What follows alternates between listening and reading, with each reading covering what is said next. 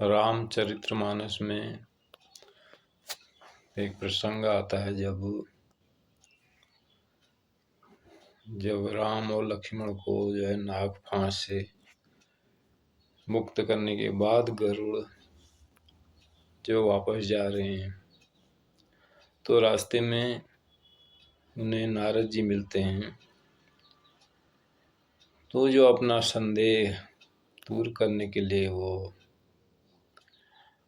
जो नारद जी से कहते हैं, हे मुनिवर, हे नारद जी, मेरे को ये समझ में नहीं आ रहा है, जो तीनों लोगों के स्वामी हैं, ऐसे जो है प्रभु को ये नाग फांस से मुक्त करने के लिए जो है मुझे आना पड़ा, इस फांस को काटने के लिए मुझे आना पड़ा। तो नारद जी कहते हैं, हे गरुड़, मैं तो तुम्हें ये समझा नहीं सकता, तुम ऐसा करो, जो है यहाँ से ब्रह्मा जी के पास चले जाओ। तो वो ब्रह्मा जी के पास जाने का रास्ता बताते हैं। अब सही मायने में ये कथा जो है, इसका बड़ा गूढ़ रहस्य है। तो नाग फांस जो है वो है माया का फांस। तो माया का फांस कौन काट सकता है? ब्रह्मज्ञानी जो है वही काट सकता है। तो गरुड़ क्या है? ज्ञान, ज्ञान ही गरुड़ है। तो अब जब वो चले जा रहे हैं, नारद के कहने के अनुसार ब्रह्मा जी, जहाँ ब्रह्मा जी हैं वो रास्ते पर जा रहे हैं, तो ब्रह्मा विष्णु महेश जो है ये संत की ही एक अवस्था है। अब वो ब्रह्मा जी के पास गए जो ब्रह्मज्ञानी है। अच्छा, जब ब्रह्मा जी के पास पहुँचते हैं तो ब्रह्मा जी कहते हैं, हे गरुड़, तुम ऐसा करो, ये बात को मैं भी बहुत अच्छी तरह से आपको नहीं समझा पाऊंगा, आप कैलाश पर्वत की ओर चले जाओ। तो वहाँ जो है शिव जी भी आपको ये समझा सकते हैं। अच्छा, तो इस तरह से उनको जो है कैलाश पर्वत की ओर भेज दिया। अब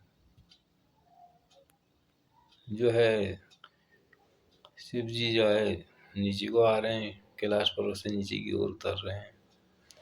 तो शिव भी दरअसल में एक संत की जो है सर्वोच्च अवस्था जो है वो शिव है। तो अब गरुड़ जी अपनी बात रखते हैं कि जो है ऐसे से नाग फांस को काटने के लिए जो है मुझे बुलाया गया। तो यही मुझे समझ में नहीं आया, क्योंकि जो साक्षात स्वयं भगवान है वो कैसे नाग फांस से बच गए। तब जो है शिव जी कह रहे हैं, गरुड़ मिलहु मार्ग मोही, कवनी भांति समझाऊं तो ही। गरुड़ मिलहु मार्ग मोही, कवनी भांति समझाऊं तो ही। हे गरुड़, तुम मुझे जो है रास्ते में मिले हो, मैं अभी किस तरह से तुम्हें समझाऊं। तब ही होई सब संशय भंगा, जब बहु काल करी सत्संगा। कह रहे हैं कि ये जो संशय है जो तुम्हें हो गया, ये तो तभी भंग होता है जब निरंतर लगातार लंबे वक्त तक यह सत्संग मिले, ऐसा साथ मिले, यानी जहाँ संतों का साथ, ऐसी जगह मिले जहाँ सत्संग हो रहा हो, तो तभी ये संशय भंग हो सकता है। सुनियो तहाँ हरि कथा सुहाई, नाना बात मुनि जिन गाई। तो हे गरुड़, तुम्हें वहाँ जाके ये जो हरि की कथा जो है उसका श्रवण करना है। सुनिए तहाँ हरि कथा सुहाई, नाना भांति मुनि जो गाई। तो और वहाँ जाके ऐसी हरि कथा का श्रवण करना है जो नाना तरह की ऋषि मुनियों ने जिसका गायन पहले किया है, आज भी उसका गायन कर रहे हैं। जेहु मऊ आदि मध्य अवसाना, प्रभु प्रतिपाद राम भगवान। तो वहाँ जाके जेहि महु आदि मध्य अवसान, प्रभु प्रतिपाद राम भगवान। यानी ऐसे रमे हुए राम की जहाँ चर्चा हो रही हो, जिसका न आदि है न मध्य है न अंत है, जेहि महु आदि मध्य अवसान, तो ये रामचरितमानस कह रही है। ऐसा रमे हुए राम की जहाँ चर्चा हो रही हो, तो वहाँ जाके आपको जो है ये हरि कथा को श्रवण करना है। नित्य हरि कथा होत जहाँ भाई, पठहूँ वहाँ सुनहु तुम जाई। तो ऐसी हरि की कथा नित्य जहाँ होती है, हर रोज ही तुम्हें वहाँ जाके ऐसी जो है हरि कथा में बैठना होगा। पठहूँ तहाँ सुनहु तुम जाई, और ऐसी कथा को सुनना है और पढ़ना भी है। होत जहाँ भाई, पठहूँ तहाँ सुनहु तुम जाई, नित्य हरि कथा होत जहाँ भाई। जाई सुनत सकल संदेहा, राम चरण होई अति नेहा। जाई सुनत सकल संदेहा, तो कह रहे हैं कि ऐसी जो हरि कथा, ऐसे रमे राम की जो चर्चा होती है, जिसका न आदि है न अंत है न मध्य है, अवसान नहीं है, तो ऐसे रमे हुए राम की जो चर्चा जहाँ होती है, जाई सुनत सकल संदेह, तो ये सुनने से सारा जो है संदेह तुम्हारा दूर हो जाएगा। गरुड़ जी से कह रहे हैं कि सारे संदेह आपके मिट जाएंगे। राम चरण होए अति नया, तब ये रमे हुए राम, यानी ऐसा रमा हुआ राम भगवत गीता में जिसकी चर्चा की गई है, रामचरितमानस जिसकी चर्चा कर रही है, बाइबल जिसकी चर्चा कर रही है, गुरु ग्रंथ साहब जिसकी चर्चा कर रहा है, और तमाम धार्मिक ग्रंथ जिसकी चर्चा आज भी कर रहे हैं, ऐसे रमे हुए राम के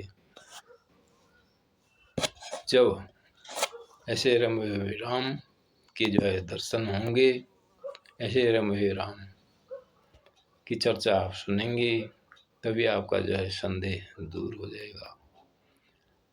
तो सही मायने में धार्मिक ग्रंथों का संदेह, धार्मिक ग्रंथों का जो है मैसेज है, जो संदेश है, वो कितना गूढ़ होता है, तो ये गुरु की कृपा से ये बात समझ में आती है। तो ये बाहर की जो यात्रा है, जो बाहर की जो चर्चा है, इससे इसका नाम लेते लेते लेते तो धार्मिक ग्रंथ कह रहे हैं कि जब सही मायने में इसका जो मूल स्वरूप है, ये परमात्मा का जो मूल स्वरूप के जो है साक्षात दर्शन होते हैं, यानी ऐसा रमा हुआ राम जिसका न आदि है न मध्य है न अंत है। जब इन आँखों से, इन इंद्रियों से हम ऐसे रमे हुए राम के जो है दर्शन कर लेते हैं, अनुभव कर लेते हैं, तो फिर तभी ये बात समझ में आती है। और ऐसा कब होता है? जब गुरु की कृपा होती है। तो गुरु की कृपा कैसे हो, इसके लिए तो कहा जा रहा है कि निरंतर जो हरि की जो कथा जहाँ हो, जहाँ ऐसे हरि की चर्चा हो, वो भी ऐसे हरि की चर्चा, ऐसे उसके मूल स्वरूप की चर्चा जहाँ होती हो, तो वहीं जाके सारे संशय दूर हो सकते हैं। वहीं जाके सारे संशय दूर हो सकते हैं और ये रमे राम के दर्शन भी हो सकते हैं। जब तक इसके मूल परमात्मा का दिग्दर्शन नहीं होता है, इंद्रियों से अनुभव नहीं होता है, तब तक धार्मिक ग्रंथों की जो बात वास्तव में ये कह के आ रहे हैं धार्मिक ग्रंथ, ये समझ में नहीं आता। अब ब्रह्मा, विष्णु और महेश, ये तीन जो हैं अवस्थाएं हैं, सही मायने में एक संत की तीन अवस्थाएं हैं। ये ब्रह्मा, उसे कहा गया है जो इस ब्रह्म को जानता है, यानी इस ब्रह्म का ज्ञान जिसको है वो जो है ब्रह्म की अवस्था है। तो ऐसी अवस्था वाला जो महापुरुष हैं वो सृष्टि की रचना, ब्रह्मा सृष्टि की रचना करते हैं, इसका सृजन करते हैं। तो सृष्टि की रचना यानी ऐसा ब्रह्मज्ञानी जो महापुरुष है जो निरंतर सारे दुनिया के कार्य करते हुए जो इस संसार में विचरण कर रहा है, नाना तरह की रचना भी कर रहा है, अपने घर बार सारी दुनियादारी में रहते दुनिया का सुख भी भोग रहा है और अपने लिए तरह तरह के सुख साधन भी जमा कर रहा है और सृजन भी कर रहा है उनका। तो ऐसी अवस्था वाला जो है ब्रह्म, इसको ब्रह्मा कहा है। अब विष्णु की अवस्था, संत की यानी ऐसी अवस्था जिसे अणु अणु का ज्ञान है, वो कहा गया है विष्णु की अवस्था। तो ये ब्रह्मा से जो और ऊपर की अवस्था है तो वह है विष्णु की अवस्था।